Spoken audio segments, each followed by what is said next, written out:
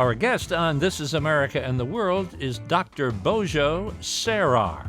Dr. Cerar is ambassador from the Republic of Slovenia to the United States. He formerly served as State Secretary for the Ministry of Foreign Affairs and as ambassador from Slovenia to Canada, Poland, and NATO.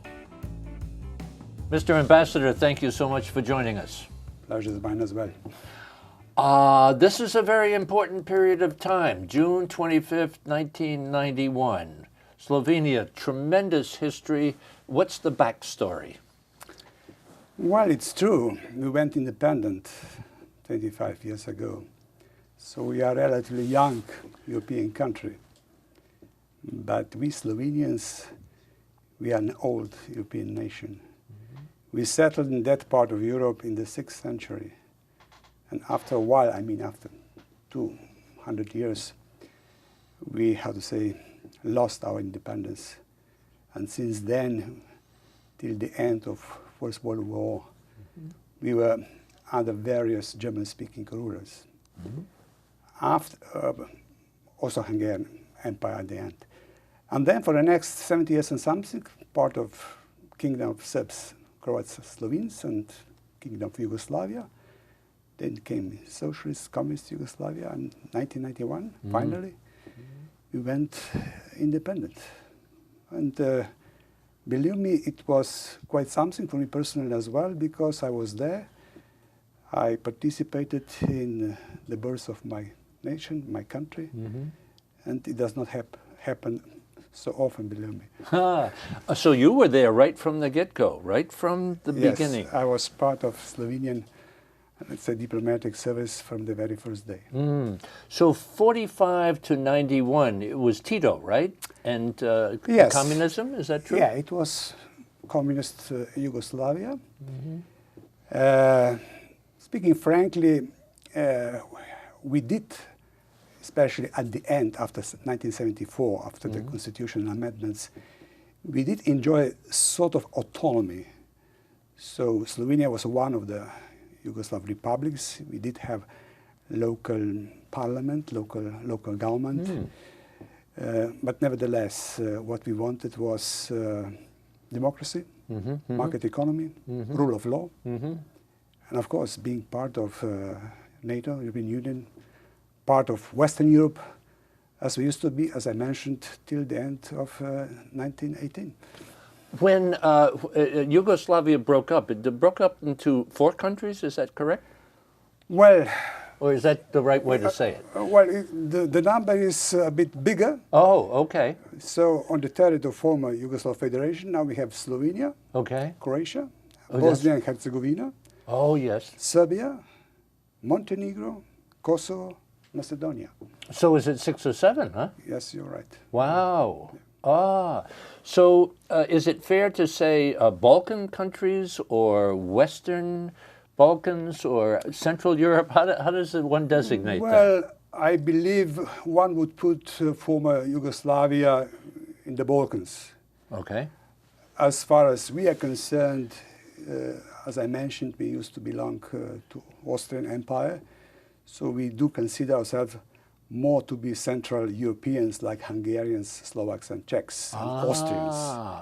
But it's true, we are on the very northwestern part of the Balkan Peninsula. Mm. When they say crossroads of the Alps, is that an accurate description? Yes, yes. Usually when I'm asked, to describe where Slovenia mm-hmm. lies, I say, well, we are in the center of the continent, halfway between Venice, Italy, Vienna, Austria. And it's true. Yes. And we are on the sunny side of Alps. The sunny side? Oh, yes. Yes. So the bordering countries are? Italy, Austria, Hungary, Croatia. Oh, those are the 4. Yeah. I want to learn about, I hear it's just the most beautiful country. Yes, I would agree, definitely. We are relatively small, the size of New Jersey, but very diverse, very picturesque. We have, as I mentioned, a bit of Alps, then rolling hills, preferably covered by vineyards. Uh-huh. Then we have a bit of Pannonian flatlands and some 40 miles of Adriatic coast. Wow. So you got everything, a little bit of everything. Definitely. Yes. Let us hold on that note because I want to hear about more about the population, the topography, the Yes. economy, and such. But we'll take a little break right now, and help me with the pronunciation. If I'll try. Božo, is that correct? Good try. Good try. Cerar. Yeah, Božo Cerar. You say it with a little bit of a roll in there. Ambassador from Slovenia to the United States, Republic of Slovenia, right? Yes. We'll take a little break. Sit tight, back on the other side. This is America and the World. This is America and the World is brought to you by the National Education Association, the U.S.-China Education Trust, and F.Y. Chang Foundation, guided by Ambassador Julia Chang Block, President. The League of Arab States, representing 350 million people in 22 member countries. Tourism, Malaysia. The Petroleum Group, expertise with integrity in the fields of oil and gas, exploration and production, energy, and infrastructure. The Rotondaro Family Trust. The Embassy Series, uniting people through musical diplomacy, presenting international artists in diplomatic settings. And Ventana Productions, television facilities, editing, and distribution services. Mr. Ambassador, what's the population of Slovenia? 2 million of us. 2 million. Yes. And the capital city? Ljubljana. How do you say? Ljubljana, Ljubljana. which in our language means the loved ones, beloved ones. Very nice. And I hear, and I say this with some humor, I hope, Cleveland is the second biggest city. Well, it used to be, at the turn of the last century, when there were quite a substantial number of Slovenians, Austrian citizens, moving to the United States, and especially to Cleveland area. It was true that they say, well, Cleveland is the second biggest, which I believe is not true anymore. But definitely there are quite many Americans of Slovenian roots still there. What brought them there, to that part of our country? Well, I was wondering myself when I first visited Cleveland, because it's on the bank of the lake. Slovenia, as I said, it's more mountainous one, rolling hills, etc. I believe it was primarily jobs at the time. Sure.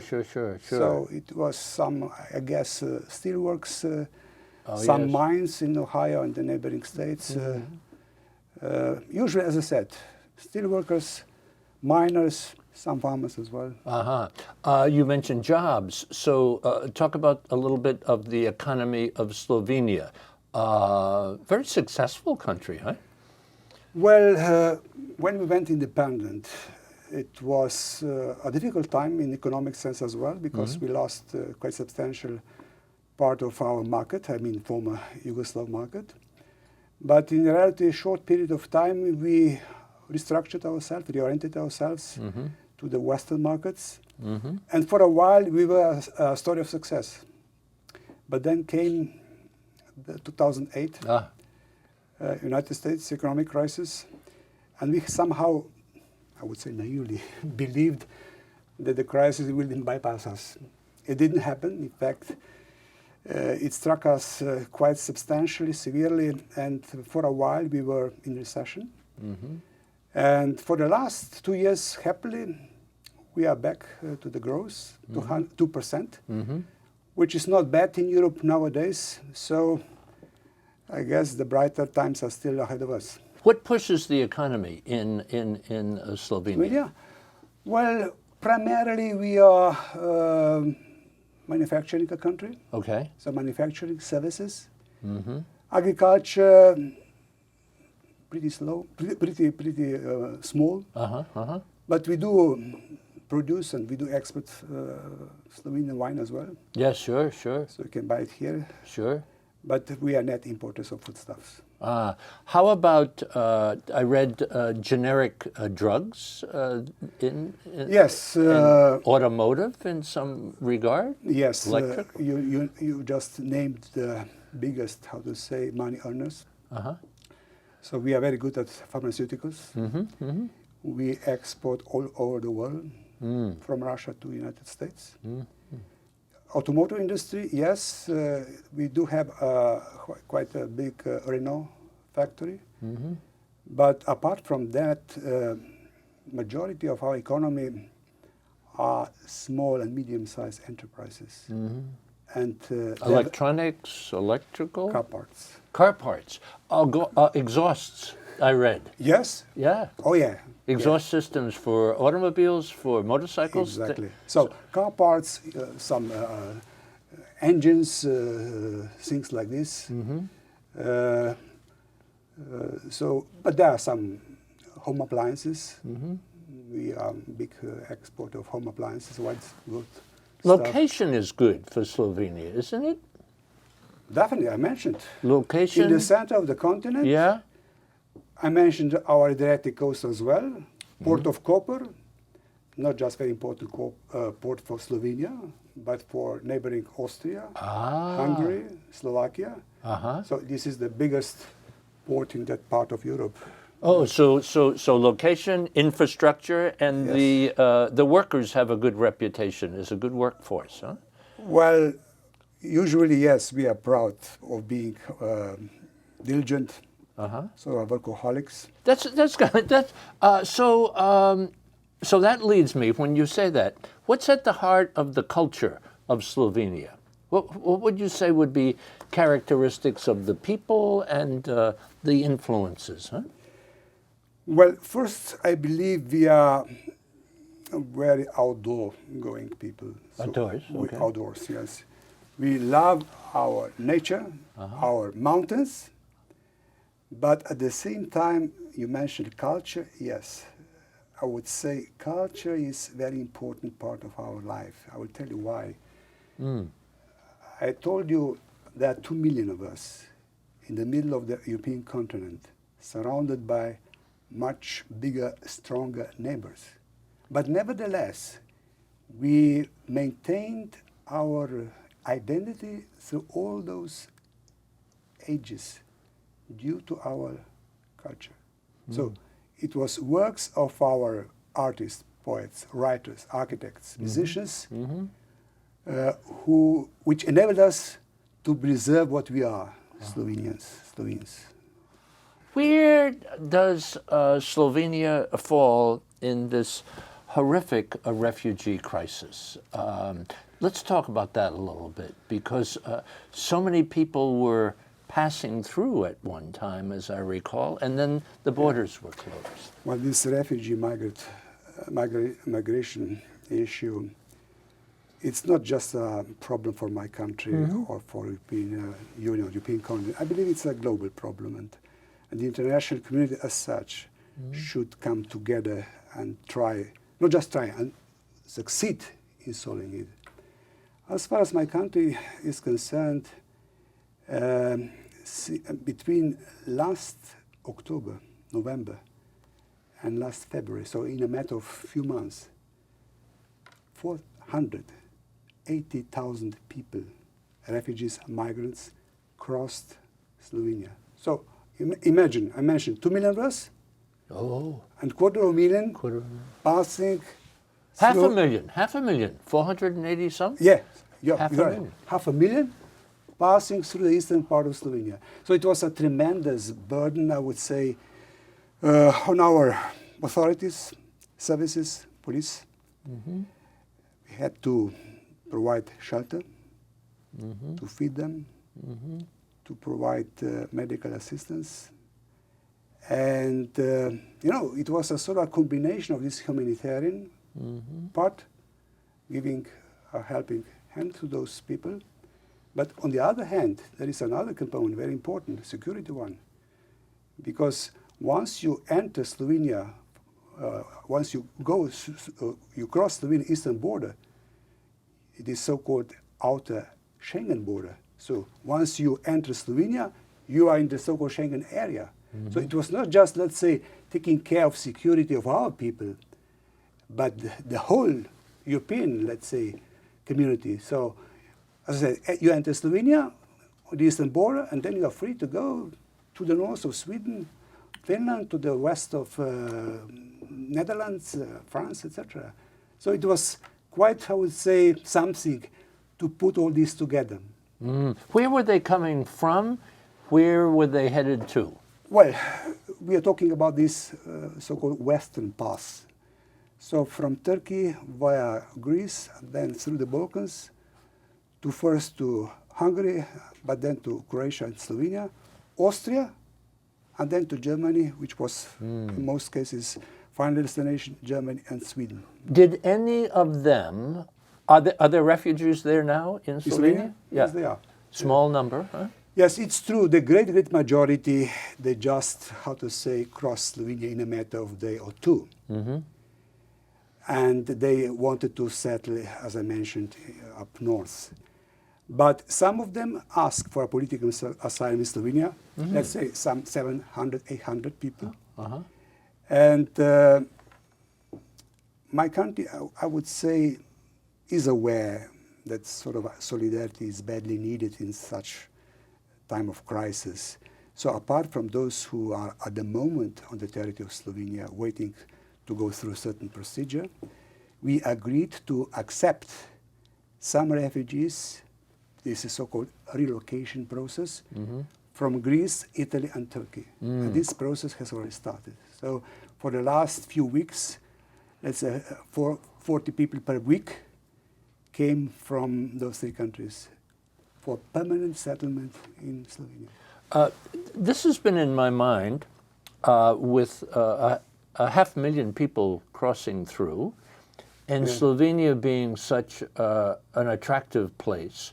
Why do you think more did not want to just settle in Slovenia? Well, I believe they went to this long, arduous, treacherous, I would say, path with sort of a knowledge that the end goal is Germany. Whether it was sort of a information spread or their own belief, I don't know. But definitely they would not even stay in neighboring Austria. They just wanted to go to Germany. That was the goal. That was the goal. Yeah. Wow. It was very apparent because they were asking all the time, "Are we already in Germany?" Wow. Yeah. What do you think of the deal that has been cut with, I guess, Germany with playing the lead role with the EU and Turkey? How does that resonate with you?